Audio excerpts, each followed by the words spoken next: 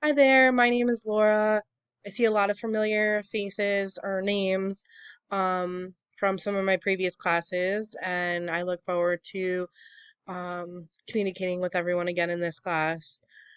As far as like research methods goes, I'm always going to age myself with these questions, but I graduated in 2012 from UConn, and so it's been 9 years now.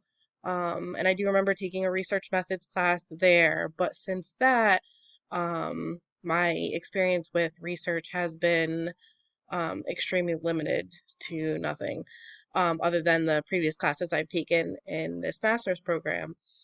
Um, I do enjoy reading all the articles, and I do struggle sort of with understanding the statistics part of it. So, um, even though it's kind of boring, I am excited to refresh my memory and learn more about what those mean when I'm reading the articles, just so that I can understand the studies more.